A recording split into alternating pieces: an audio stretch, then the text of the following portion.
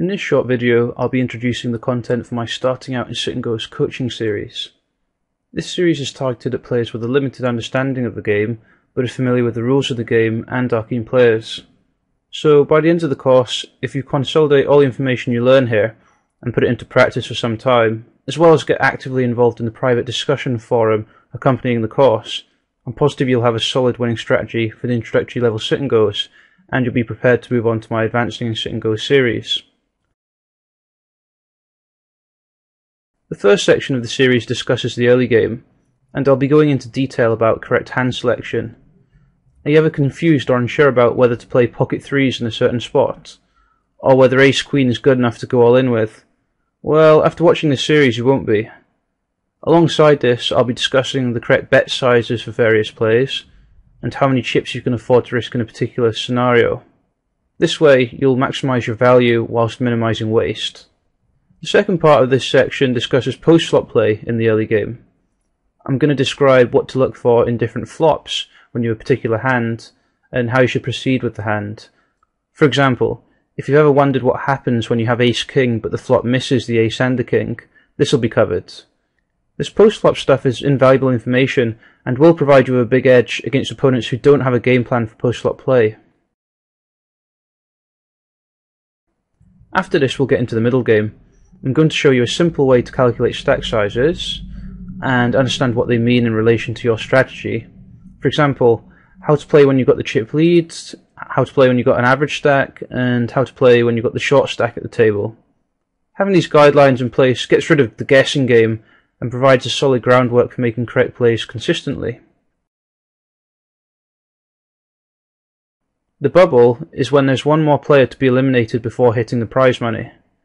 This may be the most important part of a sit and go, since a lot of money can be won and lost with these decisions on their own. You need to know when to take advantage of people wanting to cash and playing scared, or when it's better to tighten up and play passively yourself to ensure you definitely cash. I'll be covering these issues and a lot more, going into the reasons why we need to be more aggressive or tight, depending on the prize structure of the sit and go, as well as some useful strategies for difficult situations. Have you ever played against a guy who just never folds, or someone who seems to go all in every hand in these spots? It's definitely a pain in the butt, but once you actually understand how to correctly adjust for these extremes, you'll hope to keep doing it. Heads up is the last stage of a sit and go, one-on-one with your opponent for the glory of winning the tournament. There's often a huge pay jump between coming first and second, so this is a tremendously important aspect of sit and goes which is often neglected. On one hand it seems quite straightforward and plays itself, but in reality it's the most pure and complex form of poker.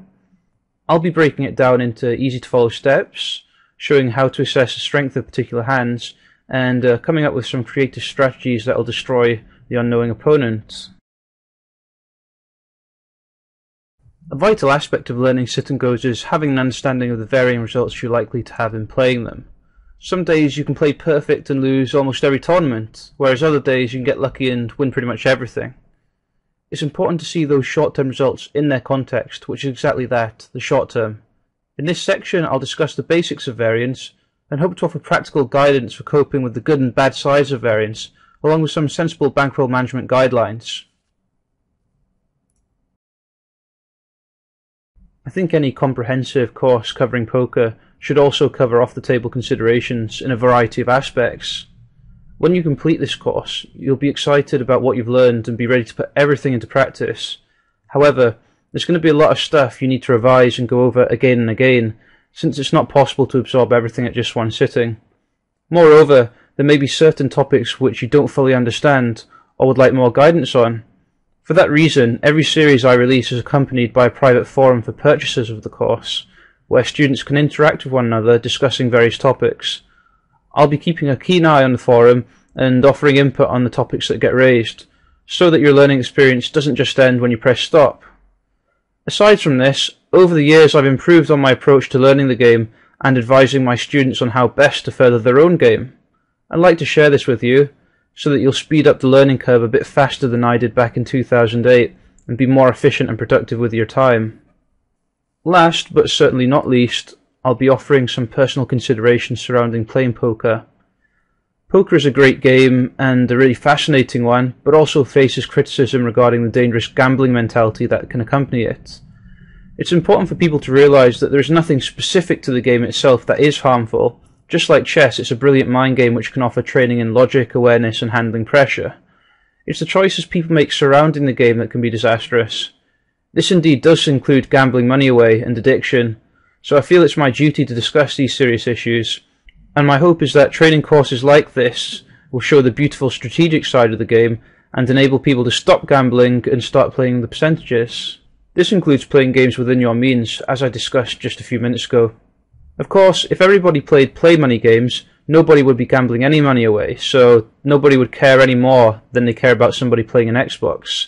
Like I said, it's the choices people make around the game, gambling for short-run luck outside of their means, that's the problem. So I'll wrap up with some sensible advice here, whilst at the same time highlighting the logical fallacies ordinary people make without an understanding of the game, when they generically label it as luck and gambling with nothing else. Thanks for checking out this introductory video to my Starting Out in Sit and Go series. I'm looking forward to working with you and bringing your game to the next level. Good luck!